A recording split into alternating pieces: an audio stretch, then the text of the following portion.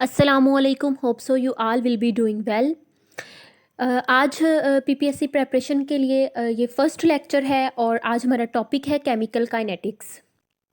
Chemical kinetics एक बहुत vast subject है, वास्ट टॉपिक है जिसके लेकिन मैंने इसको डिफरेंट जो है प्लेसेस से मटेरियल इकट्ठा करके पढ़ के कंबाइंड नोट्स बना बना के आपके साथ शेयर कर रही हूँ। लाइक मैंने एफएससी की बुक्स से जो भी केमिकल काइनेटिक्स के रिएक्शन काइनेटिक्स का चैप्टर है इससे रिलेटेड जो दिया हुआ है, और बीएस के कोर्स सिलेबस में से और 2-3 और जगहों से जो भी था उसको कंबाइन करके जो भी टेस्ट के पॉइंट ऑफ व्यू से इम्पोर्टेंट है वो नोट्स और की पॉइंट्स बनाए हैं। तो फर्स्ट है केमिकल काइनेटिक्स है क्या? A branch of physical chemistry that deals with rate of reaction, speed of reaction and factors affecting the rate of reaction। मतलब केमिकल काइनेटिक्स फिजिकल केमिस्ट्री की वो ब्रांच है जो 3 चीज़ों पे डिपेंड करती है। ओके, फर्स्ट ऑफ ऑल हम देखेंगे रेट ऑफ रिएक्शन, नेक्स्ट देखेंगे speed of reaction and next factors affecting the rate of reaction. सबसे पहले है rate of reaction. Rate of reaction होता है change in concentration of any species, any substance, means either reactant either और product with time taken for this change. और जो हम rate of reaction के लिए जो हम एक्सप्रेशन लिखते हैं वो है R is equal to d x over D t. D x है change in concentration, d t है चेंज इन टाइम। मीन्स यहाँ पे D रिप्रेजेंट कर रहा है चेंज को।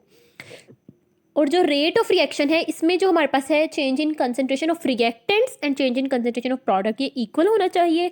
तो यहाँ पे ये नेक्स्ट यही बताया है कि change in concentration of reactant over time taken is equal है होता है change in concentration of product over time taken. और इसके लिए अगर हम एक्सप्रेशन लिखें तो R is equal to minus D R over D T is equal to D P over D T. यहाँ पे जो माइनस साइन है वो ये इंडिकेट कर रहा है क्योंकि चूँकि हमें पता है जब कोई भी रिएक्शन होता है तो उसमें हमें जब प्रोडक्ट मिलती है तो वो उसी रिएक्टेंट्स के कंज्यूम होने के रिजल्ट में प्रोडक्ट मिलती है। ज़ाहिर बात है रिएक्टेंट्स यूज़ होंगे तो प्रोडक्ट बनेगी, तो यहाँ पे भी रिएक्टेंट्स यूज़ हो रहे हैं, मतलब रिएक्टेंट्स डिसअपियर हो रहे हैं, कम हो रहे हैं। दैट्स वाई यहाँ पे रिएक्टेंट्स की जो है रेट एक्सप्रेशन लिखते वक्त उसके साथ माइनस का साइन लगाया गया है, minus D R over D T. Suppose अब हम यहाँ पे एक एग्जाम्पल कंसिडर करते हैं जिसमें ए जो है रिएक्टेंट बी रिएक्टेंट के साथ रिएक्ट करके ए के ए मोल और बी के बी मोल और प्रोडक्ट बनाते हैं सी एंड डी, सी के सी मोल एंड डी के डी मोल। तो यहाँ पे हम रेट ऑफ रिएक्शन लिखेंगे, जो हमारे पास मोल है जितने उसके मोल है उसको हम डिनोमिनेटर में लिखेंगे और माइनस का साइन हमने इसलिए लगाया है क्योंकि ये रिएक्टेंट है जो कि with the passage of the time consume हो रहा है, डिसअपियर हो रहा है। तो यहाँ पे भी -1 over A is equal to D A over D T आएगा, इज इक्वल है ये किसके, -1 ओवर बी। अब हम बी के बारे में लिखेंगे तो यहाँ पे बी जो है बी के मोल स्मॉल बी है, तो -1 over small B is equal to D B over D T. और ये इक्वल होंगे प्रोडक्ट की change in concentration of product के। तो यहाँ पे प्रोडक्ट के मोल है small C 1C D C over D T, जो कि इक्वल है डी के मोल के 1 over D D over D T. यहाँ पे जो स्क्वायर ब्रैकेट है वो कंसंट्रेशन को शो कर रही है, डी हमें पता है चेंज को। नेक्स्ट है कि यूनिट रेट ऑफ रिएक्शन का, ये भी बहुत इंपॉर्टेंट है और एमसीक्यूज आ जाता होता है, आया भी हुआ है पास्ट पेपर्स में कि रेट ऑफ रिएक्शन जो है वो हमारे पास किसके एक इक्वल है। पहले इसको एक्सप्रेशन देख लेते हैं, D x over D T के इक्वल है। डी एक्स क्या है, कंसंट्रेशन, तो कंसंट्रेशन का यूनिट क्या होता है, मोल पर डी एम क्यूब, और टाइम का यूनिट हो गया सेकेंड, तो इसका यूनिट आ गया मोल पर डी एम क्यूब पर सेकेंड। अब यहाँ पे अगर कंसंट्रेशन में हम मोल पर डी एम क्यूब की जगह पर लीटर ले लेते हैं तो यूनिट मोल पर लीटर पर सेकंड हो जाएगा। ये डिपेंड करता है तो वो यूनिट भी रेट ऑफ रिएक्शन का ही होगा। नेक्स्ट आपने ये 3 पॉइंट्स मेमोराइज करने हैं कि rate can never be negative, rate negative नहीं हो सकता। और दूसरा पॉइंट ये कि हम डेल और डी ये दोनों चीज़ें जो है वो चेंज के लिए यूज़ करते हैं, चेंज को रिप्रेजेंट करने के लिए यूज़ करते हैं। तो डेल जो है वो यूज़ होता है लार्ज चेंज के लिए और डी यूज़ होता है स्मॉल चेंज के लिए। अब हमने काइनेटिक्स की डेफिनेशन स्टडी करते वक्त पढ़ा था कि ये डील करती है स्टडी से रेट ऑफ रिएक्शन की, और स्पीड ऑफ रिएक्शन की और factors affecting the rate of reaction. अब नेक्स्ट हम देखने लगे हैं रेट स्पीड ऑफ रिएक्शन को भी हम स्टडी करते हैं। लाइक कुछ रिएक्शन फास्ट होते हैं, कुछ मॉडरेट होते हैं, कुछ स्लो होते हैं। काइनेटिक्स इनको भी स्टडी करती है। तो ये अगर एमसीक्यूज में पूछ लिया जाए, ऐसा आ तो नहीं सकता वैसे, मतलब आप मेमोराइज कर लीजिए कि अगर हमारे पास पूछा जाए कि सिल्वर क्लोराइड के white precipitate formation of silver chloride is a fast reaction, slow reaction, moderate reaction, none of these, तो आपको ये आना चाहिए सिल्वर क्लोराइड का जो है सिल्वर नाइट्रेट के साथ वो सोडियम क्लोराइड कंबाइन होकर सिल्वर क्लोराइड जो बना रहा है ये फास्ट रिएक्शन है। हाइड्रोलिसिस ऑफ एस्टर जो है ये मॉडरेट रिएक्शन है। रस्टिंग ऑफ आयरन हमें पता है ये एक स्लो रिएक्शन है। इसके बाद हमारे पास आता है average rate of reaction and instantaneous rate of reaction. Average rate of reaction होता है rate of reaction between the two specific intervals. Like average हम कैसे लेते हैं, कोई भी 2 पॉइंट्स लेके टोटल पे डिवाइड कर दिया, 2 3 जितने भी हैं उनको टोटल पे डिवाइड कर दिया। यहाँ पे भी हम दो जो है time intervals like initial time, final time, जहाँ तक वो पहुंचा है रिएक्शन, दोनों का जितना भी डिफरेंस है उसको करके टोटल टाइम पे डिवाइड कर देंगे। टोटल टाइम यहाँ पे हमने लिया हुआ है। और एवरेज रेट एक्सप्रेशन हमारे पास यही होगा, डेल ए जितनी चेंज हुई है कंसंट्रेशन स्पेसिफिक टाइम इंटरवल में over del T total time जो है। नेक्स्ट हमारे पास आ जाएगा इंस्टेंटेनियस रेट ऑफ रिएक्शन। ये होता है the rate of reaction at any instant आएगा यहाँ पे, at any instant during the interval जो है किसी भी इंस्टेंट पे अगर हम देख लें तो वो रेट ऑफ इंस्टेंटेनियस रिएक्शन होगा। तो अब इसको समझने के लिए सपोज हम एक एग्जांपल ले लेते हैं कि हमारे पास रिएक्टेंट ए है जो कि कन्वर्ट हो रहे हैं प्रोडक्ट बी में। तो अब हम इसका एक्सप्रेशन लिखेंगे तो हमने पहले भी पढ़ लिया है, रिएक्टेंट के साथ हम माइनस का साइन लगाएंगे, minus D over D T, क्योंकि वो डिसअपियर हो रहा है। प्रोडक्ट के साथ प्लस का लगाएंगे, plus D B over D T. अब ये इंस्टेंटेनियस रेट एक्सप्रेशन है। यहाँ पे R is equal to minus D over D T, ये अकेला बी जो है वो इंस्टेंटेनियस रेट ऑफ रिएक्शन है, मतलब रिएक्टेंट का अगर आप लिख रहे हैं।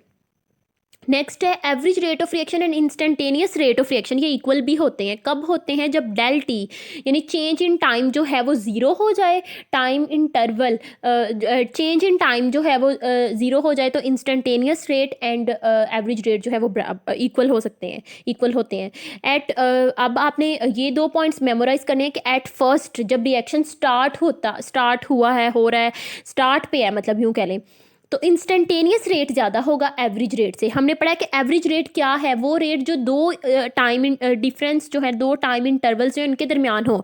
अब आप देखें कि स्टार्ट पे तो अभी रिएक्शन स्टार्ट हुआ है, तो वहाँ पे हम कौन से 2 पॉइंट्स लेके उनका इंटरवल निकाल सकते हैं, बहुत थोड़ा सा आएगा अभी तो, मतलब इंटरवल इनिशियल और फाइनल में कोई गैप ही नहीं है ज़्यादा, तो दैट्स वाई एवरेज रेट हमारा थोड़ा ही होगा, इंस्टेंटेनियस रेट ज़्यादा होगा। और जैसे जैसे इंटरवल गुजरता जाएगा गैप ज़्यादा होता जाएगा, हमारे पास फिर एवरेज रेट भी ज़्यादा होता जाएगा और इंस्टेंटेनियस रेट से average rate end of the interval में ज़्यादा होगा।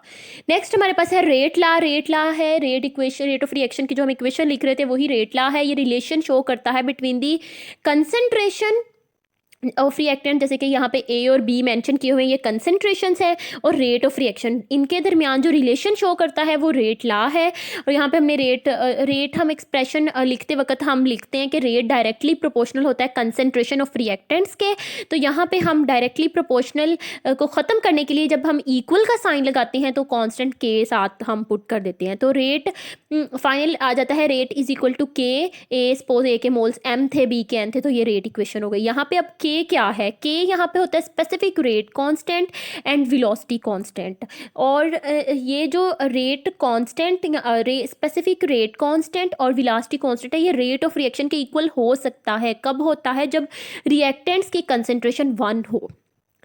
तो ये भी आपने याद रखना है। और मोस्ट इंपॉर्टेंट आपने ये याद रखना है कि specific rate constant and velocity constant यानी के, ये टेम्परेचर के साथ साथ चेंज होता है, टेम्परेचर इस पे इफेक्ट करता है, ये सेम नहीं रहता।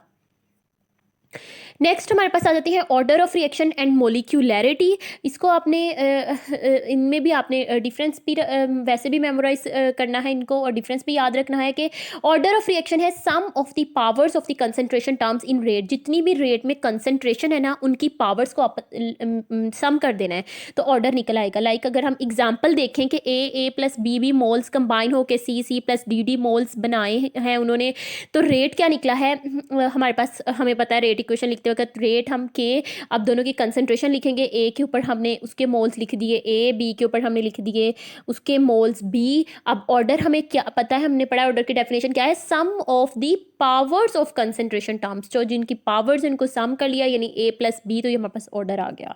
मोलिकुलरिटी है number of reacting species undergoing simultaneous collision. हमें पता है कि जब फ्रूटफुल कोलिजन होते हैं, इफेक्टिव कोलिजन होते हैं, तब जाके प्रोडक्ट बनते हैं। तो कितने नंबर ऑफ रिएक्टेंट हैं जो इन कोलिजन्स में साइमल्टेनियस कोलिजन में पार्टिसिपेट करके प्रोडक्ट दे रहे हैं, ये मोलिकुलरिटी है। और ऑर्डर की वैल्यू, ये बात याद रखनी है, इसकी फ्रैक्शन भी हो सकती है, लाइक होल नंबर में ना हो, 0.5, 1/2, 3/2, इसकी वैल्यू नेगेटिव भी हो सकती है और जीरो भी होती है, जीरो ऑर्डर रिएक्शन पड़ा है। और मोलिकुलरिटी की value must been whole numbers ही होती है और कैन नेवर भी जीरो नहीं हो सकती।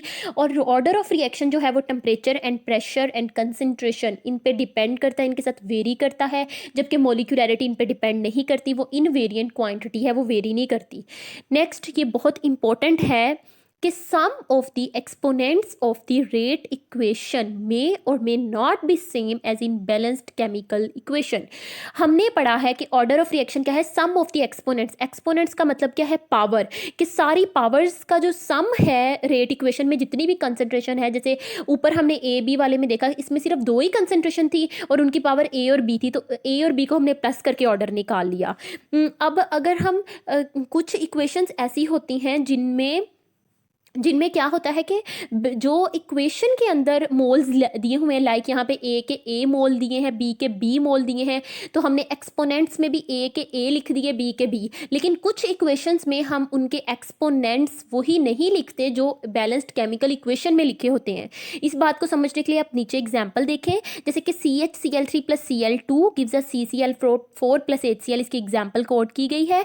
तो यहाँ पे अब देखें रेट जो है डिपेंड कर रहा है is equal to K CHCl3 Cl2 की पावर 1/2। यहाँ पे क्या होना चाहिए था कि जैसे हमने ऊपर ए बी वाले में लिखा, जितनी ए के मोल थे उसकी पावर लिख दी, बी के मोल थे बी की पावर लिख दी।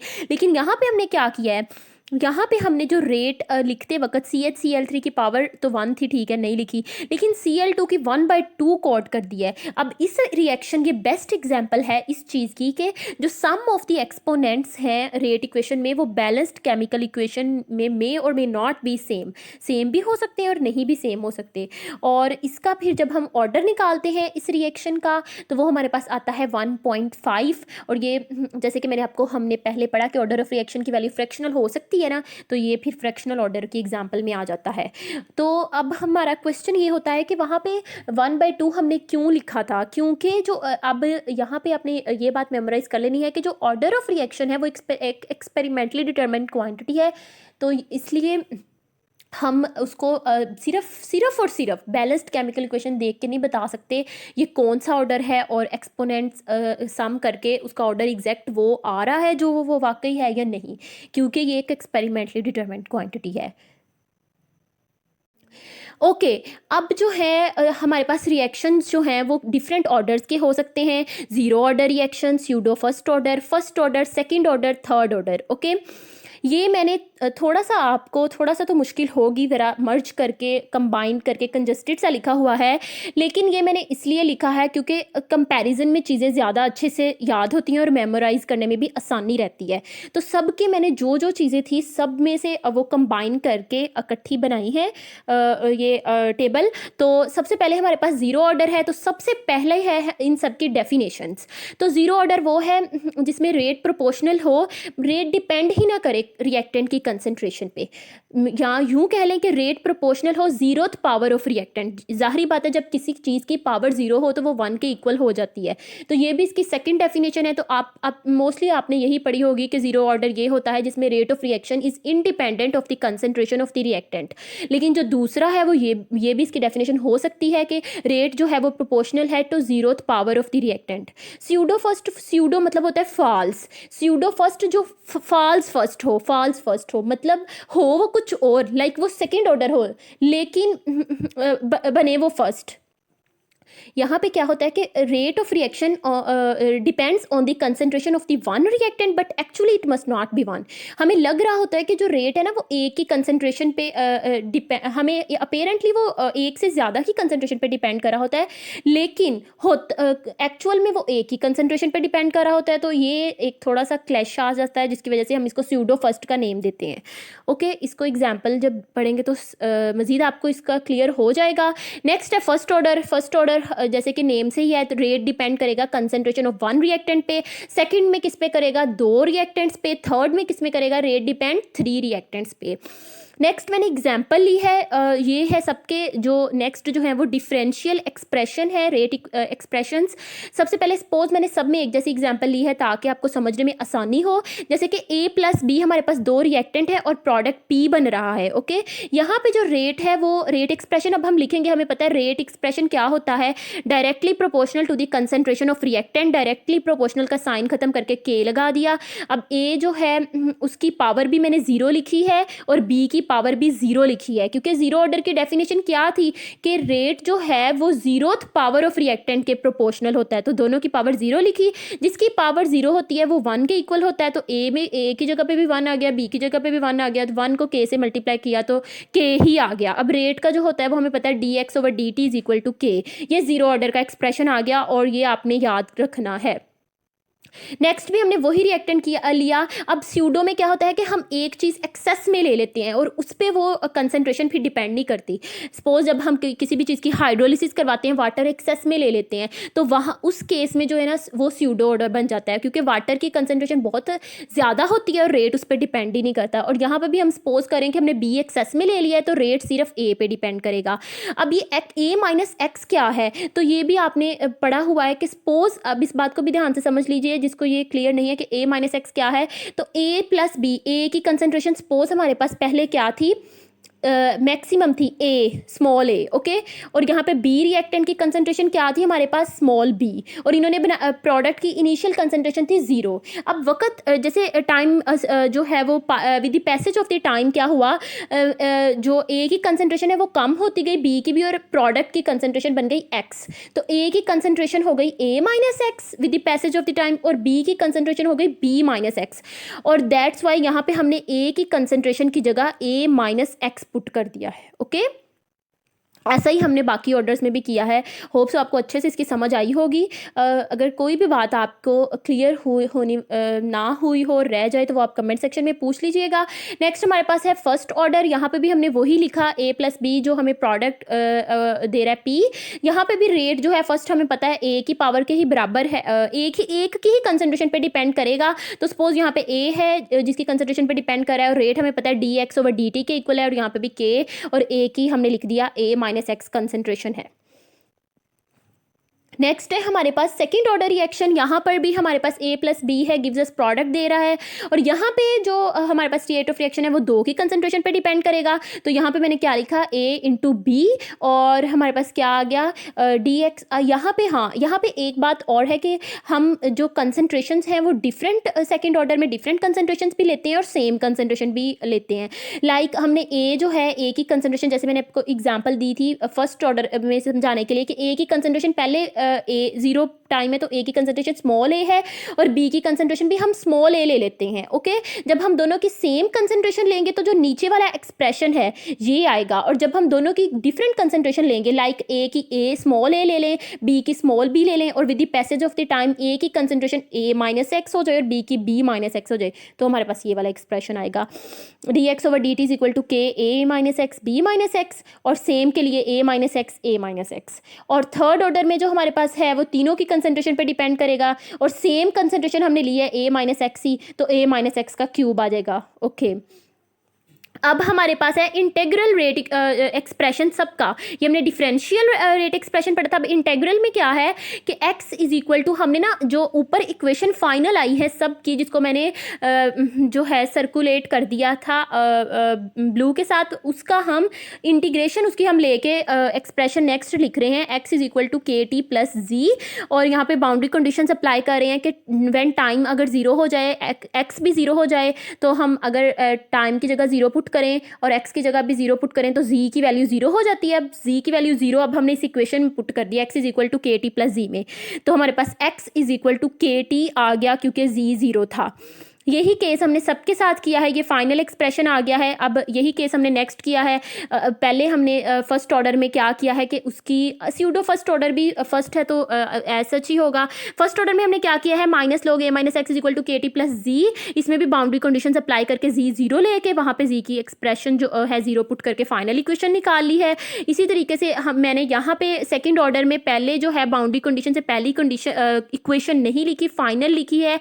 आपको ये जो फाइनल इक्वेशंस हैं ये आपको याद होनी चाहिए क्योंकि डेरिवेशंस जो है वो नहीं पूछी जाती। आपको पता है कि एमसीक्यूज बेस्ड पेपर होता है, लेकिन इक्वेशंस का ये भी है कि आपको ऑप्शन में आती तो नहीं है इतना मतलब, लेकिन आ भी सकती हैं। और न्यूमेरिकल जो है लास्ट टाइम न्यूमेरिकल बेस भी था टेस्ट, तो उस लिहाज से भी प्रिपेयर करने के लिए ख़ुद को फाइनल एक्सप्रेशंस आप लोग याद कर लें, क्योंकि इससे रिलेटेड जो ग्राफ्स हैं वो भी पूछ लिए जाते हैं कि इसमें स्लोप क्या है और इंटरसेप्ट क्या है, वाई एक्सिस पे क्या है, जी एक्सिस पे क्या है। तो आपको इक्वेशन आती होगी तो आप ग्राफ ड्रॉ कर सकेंगे। तो यहाँ पे हमारे पास है सेम कंसंट्रेशन के लिए मैंने इक्वेशन लिख दी x over a into a minus x is equal to k t, और डिफरेंट कंसंट्रेशन के लिए लिख दी 1 over a minus x log a minus x into b over b minus x into a is equal to k t. और इसी तरीके से मैंने जो थर्ड ऑर्डर में भी जो ऊपर इक्वेशन थी डिफरेंशियल रेट इक्वेशन, उसका मैंने इंटीग्रेशन उसके करके इंटेग्रल रेट इक्वेशन लिख दी 1 over 2 into a minus x square is equal to k t plus g. और यहाँ पे भी बाउंड्री कंडीशन अप्लाई करके फाइनल इक्वेशन आ गई k is equal to 1 by t into x और into 2a minus x over 2a square a minus x whole square. Okay, जैसे कि मैंने आपको ग्राफ का कहा था ना, ग्राफ में भी ये होता है कि लाइक मैं अब इनमें से कोई भी एक चूज़ कर लूँ, log a into over a minus x first order की ही इक्वेशन ले लूँ, तो यहाँ पे जो है हमारे पास टी और रेट कांस्टेंट ये log इंटू ए ओवर ए माइनस एक्स ये हमारे पास आ जाएगी वाई एक्सिस पे, और जो हमारे पास के है वो स्लोप आ जाएगी, एंड जो टी है हमारे पास वो एक्स एक्सिस पे आ जाएगा क्योंकि वो इंडिपेंडेंट क्वांटिटी है। और जो हमारे पास log a into a minus x है ये डिपेंडेंट वेरिएबल है, और के हमारे पास स्लोप आ जाएगी। ओके, इस तरीके से आप कोई भी इक्वेशन है ना स्ट्रेट लाइन इक्वेशन बन जाती है, तो आप उसमें से y is equal to m x plus g, तो आप उसमें से जो y है वो y एक्सिस पे आएगा, जो एम एक्स में प्लस c है वो इंटरसेप्ट आ जाएगा, और m स्लोप आ जाएगी, x जो है वो हमारे पास x एक्सिस पे आ जाएगा। तो इस तरीके से आप कोई भी ग्राफ बना तो सकते हैं, लेकिन आपको इक्वेशन आनी चाहिए फाइनल। सो आप ये इक्वेशन ज़रूर मेमोराइज़ कीजिएगा। अब नेक्स्ट जो है जीरो ऑर्डर में हम जो है उसका देखेंगे यूनिट के का, चूंकि x is equal to k T है, के जो है वो हमारे पास x बाई टी हो जाएगा। x का यूनिट मोल पर डी एम क्यूब है, टाइम का यूनिट सेकंड है, तो इसका मोल पर डी एम क्यूब पर सेकंड आ गया। इसका मतलब ये हुआ कि जीरो ऑर्डर का जो रेट है वो रेट ऑफ रिएक्शन का रेट है, मतलब जो नॉर्मल यूनिट है वही उसका यूनिट होगा रेट ऑफ रिएक्शन का, वही जीरो ऑर्डर का, जैसा हम शुरू पे पढ़ के आए हैं। लेकिन बाकी सबके लिए जो है यूनिट वो डिफरेंट होगा, स्यूडो फर्स्ट के लिए और फर्स्ट ऑर्डर के लिए। आप इसकी भी इक्वेशन लिखेंगे, log a कंसंट्रेशन है, मोल पर डीएम क्यूब इसका यूनिट हुआ, a माइनस एक्स भी कंसंट्रेशन है, मोल पर डीएम क्यूब इसका भी यूनिट हुआ, और टाइम का हुआ सेकंड डिनोमिनेटर में है, तो वो दोनों कट गए और ये ऊपर जाके पर सेकंड हो गया। सेकंड ऑर्डर का भी अगर हम देखें कि x over A into a minus x multiply 1 by T है, एक्स का मोल पर डीएम क्यूब है, ए का भी मोल पर डीएम क्यूब है, ए माइनस एक्स का भी मोल पर डीएम क्यूब है, और टाइम का 1 बाई सेकेंड। तो एक मोल पर डीएम क्यूब एक मोल पर डीएम क्यूब से कट गया, और फिर दूसरा ऊपर जाके इन्वर्स हो गया, पर मोल पर डीएम क्यूब था तो डीएम क्यूब पर सेकंड, पर मोल डीएम क्यूब पर सेकंड, ये सेकंड ऑर्डर का हो गया। इसी तरीके से थर्ड ऑर्डर का निकाल दिया गया है, कंसंट्रेशंस की वैल्यू पुट करके जो कटता था कट के फाइनल आ गया डीएम 6 पर मोल स्क्वायर पर सेकंड। अगर आपको यहाँ कंजस्टेड होने की वजह से समझ नहीं आएगी तो मैं इसलिए क्लियर बोल रही हूँ, ताकि आपको जो बोल रही हूँ उसकी समझ आ जाए, तो आपको पता चल जाएगा कि क्या लिखा है। नेक्स्ट है ज़ीरो ऑर्डर में हाफ लाइफ का यूनिट है, ये मेंशन किया हुआ मैंने, तो याद रखिएगा ये एमसीक्यूज भी आ जाता है, half life unit for first order reaction. तो बच्चे कंफ्यूज हो जाते हैं और कैलकुलेट करना शुरू कर देते हैं यूनिट। तो किसी का भी आ जाए कि half life unit of half life for third order unit second ही होगा, और हाफ लाइफ जो है वो अलग से कैलकुलेट करनी है। तो ये जो एक्सप्रेशंस हाफ लाइफ के हैं ये फुल कैलकुलेट करके जो है मैंने निकाल के यहाँ पे लिखे हैं। आपको डेरिवेशन करने की कोई ज़रूरत नहीं है। यूँ है कि आपसे हाफ लाइफ से के रिलेटेड कोई भी न्यूमेरिकल कुछ भी पूछ लिया जाए तो आपको फाइनल एक्सप्रेशन आना चाहिए, तो ये आपने याद करना है। ज़ीरो ऑर्डर के केस में है 0.5a/k और हाफ लाइफ स्यूडो फर्स्ट के, और फर्स्ट ऑर्डर के 0.693/k, सेकेंड ऑर्डर के 1/ka, थर्ड ऑर्डर के 1.5/ka²। नेक्स्ट लास्ट जो है वो इसके एग्जांपल्स हैं। जीरो ऑर्डर में आ जाती हैं photochemical and catalytic reactions. Pseudo first में hydrolysis of ester, hydrolysis of sucrose and hydrolysis of tertiary butyl bromide. First order में आ जाते हैं 2N2O4 की O5 की डिकम्पोजिशन हो रही है 2N2O4 + O2 में। सेकेंड ऑर्डर में आ जाते हैं NO+O3 gives us NO2 + O2। Next आता है 2HI gives us H2 + I2, and third one 2O3 gives us 3O2, and next C2H5N and plus C2H5I and ये C2H5,4N positive I negative। And last third order में 2FeO3 + 2Ki gives us 2FeI + 6KCl + I2, and next 2NO + 2H2O gives us 2H2O + N2। Okay, this is all about the orders of the reaction. मैंने बोला इसलिए ताकि आपको जो लिखा समझ नहीं आ रहा वो सुन के आ जाए। और कुछ ये मैम ज़रूर याद रखिएगा कि कुछ रिएक्शंस मैंने आपको पहले भी बता दिया है, रिएक्शंस को देख के हम नहीं बता पाते कि वो कौन से ऑर्डर रिएक्शंस हैं। लाइक जी थर्ड ऑर्डर में हमने देखा तो FeO3 और Ki दो की कंसंट्रेशन दो पे डिपेंड कर रही है, तो ये सेकंड ऑर्डर होना चाहिए, लेकिन ये थर्ड ऑर्डर है क्योंकि इसमें एक फास्ट स्टेप है, एक स्लो स्टेप है। अगर हम मैकेनिज्म से के ज़रिए प्रोसीड करें तो स्लो स्टेप पे रेट डिपेंड करता है, तो स्लो स्टेप में फिर क्या इन्वॉल्व होता है उसके अकॉर्डिंग रेट बना देते हैं। ओके, नाउ यहाँ पे जनरल फार्मूला भी दिया गया, जैसे मैंने यूनिट्स कैलकुलेट किए हैं पीछे, तो उसका जनरल फार्मूला है Ln-1 मोल 1 - n पर सेकेंड। तो यहाँ पे n जो है वो ऑर्डर है, जितना ऑर्डर ऑफ रिएक्शन है वो आपने पुट कर लेना है। लाइक फर्स्ट ऑर्डर का यूनिट निकालना है तो n की जगह 1 1 पुट कर लेना है। Ln-1 1 - 1 करेंगे तो L 0 हो जाएगा, और मोल में भी 1 - 1 करेंगे तो मोल भी 0 हो जाएगा, ये कट जाएंगे और पर सेकेंड यूनिट आ जाएगा। और हमें पता है कि फर्स्ट ऑर्डर के लिए यूनिट पर सेकंड ही है, तो इस तरीके से आप कैलकुलेट कर सकते हैं। और हाफ लाइफ का भी कैलकुलेट करने का जनरल फार्मूला है T1/2 इंटू n यहाँ पे भी ऑर्डर है, डायरेक्टली प्रोपोर्शनल है 1/a(n-1)। तो यहाँ लिख के आप हाफ लाइफ कैलकुलेट कर सकते हैं किसी भी ऑर्डर ऑफ रिएक्शन के लिए। अब हमने जब काइनेटिक्स की डेफिनेशन देखी थी तो हमने तीन चीज़ें पढ़ी कि रेट ऑफ रिएक्शन, उसको भी हमने स्टडी कर लिया, उसकी समझ आ गई, जो चीज़ें मेमोराइज करनी थी वो बता दी गई आपको।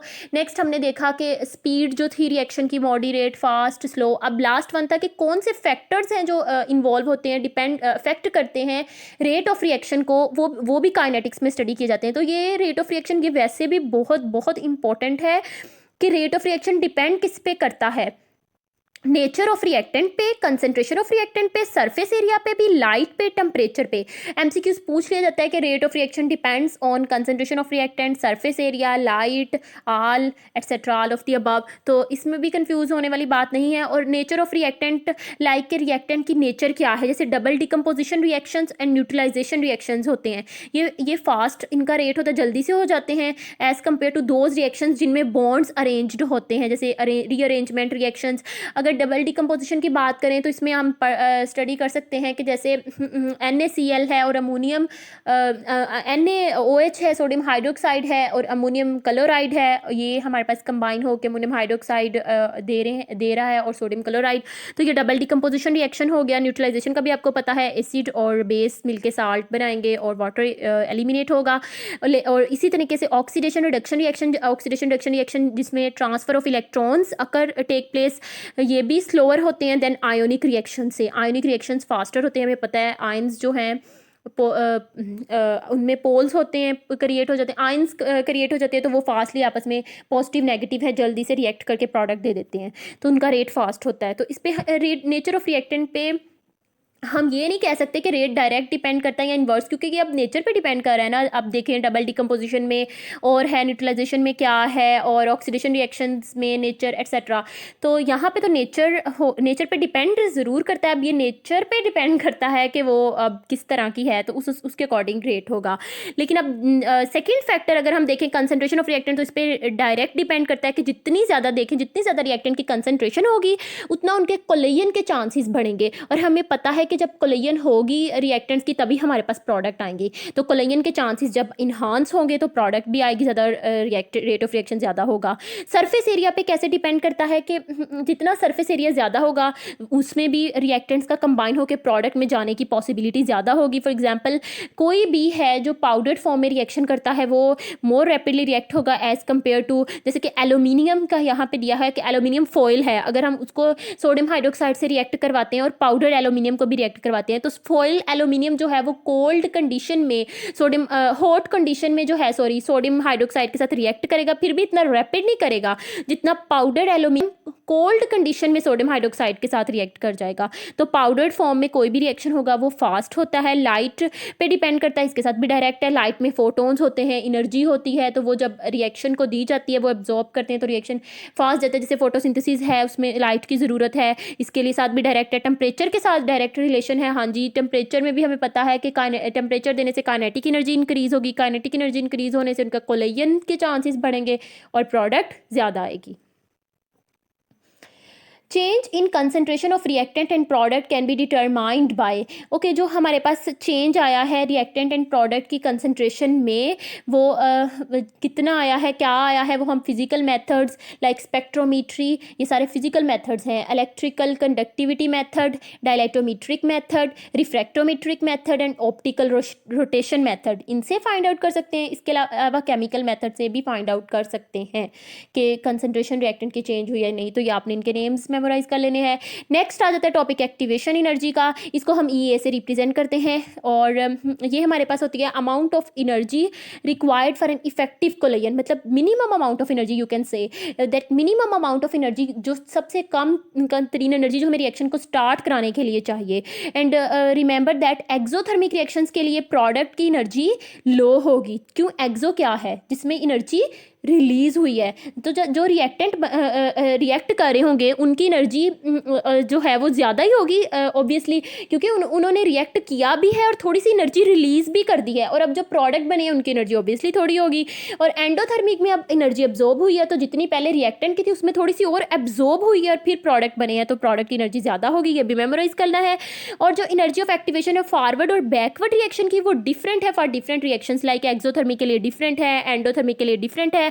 एक्सो के लिए फॉरवर्ड की कम होगी, क्योंकि एनर्जी निकलनी है ना, तो फॉरवर्ड की कम होगी और रिवर्स की ज़्यादा होगी। और एंडो में वाइस वर्सा है, फॉरवर्ड की ज़्यादा होगी, रिवर्स की कम होगी। और ये पॉइंट्स हैं कि कैटालिस्ट हमें पता है लोअर करता है एक्टिवेशन एनर्जी को, और energy difference between the reactant and product remain same. हाँ, ये कहना चाह रहे हैं कि हम कह रहे हैं कि एक्सोथर्मिक में प्रोडक्ट्स लोअर एनर्जी पे हैं देन रिएक्टेंट्स, और एंडो में प्रोडक्ट हायर एनर्जी पे, लेकिन जो प्रोडक्ट और रिएक्टेंट का एनर्जी डिफरेंस है वो सेम रहेगा। ओके, नेक्स्ट जो है हर वीडियो के लास्ट में चूंकि हमें पता है पीपीएससी में 20% जो है वो जनरल नॉलेज भी है इंक्लूड, तो हम 20 एमसीक्यूज़ जो है वो रखा करेंगे ताकि मेमोराइज़ करने में भी इजी रहे, आप कर सको। तो यहाँ पे मैंने जनरल नॉलेज के भी 20 एमसीक्यूज़ यहाँ पे स्लाइड्स बनाई हैं। और फर्स्ट एमसीक्यूज़ है हमारे पास, total number of continents in the world, जिस ऑप्शन पे स्टार है वो राइट ऑप्शन है। यहाँ पे हमें पता है 7 total number of oceans in the world. 5 which one is the biggest ocean in the world, सबसे बड़ा कौन सा है? Pacific Ocean. Which one is the smallest ocean, कौन सा है? Arctic Ocean. Dead Sea is located between 2 countries, Jordan and Israel. Which country gifted the Statue of Liberty to USA in 1886? French ने किया था। And in which ocean Bermuda triangle region is located? Atlantic Ocean. Which country is also known as land of the midnight sun? Norway. And which country is known as playground of Europe? Switzerland. Which country is also known as land of rising sun? Japan. So आज के लिए 10 MCQs हैं, next 20 की तरफ हम मज़ीद proceed करेंगे, 20 से ज़्यादा नहीं करते, आहिस्ता आहिस्ता करेंगे। ओके, होप सो आपको अच्छे से वीडियो समझ आई हो सारा कुछ, और अच्छे से इसको मेमोराइज़ करिएगा। Thank you so much. अल्लाह हाफिज़।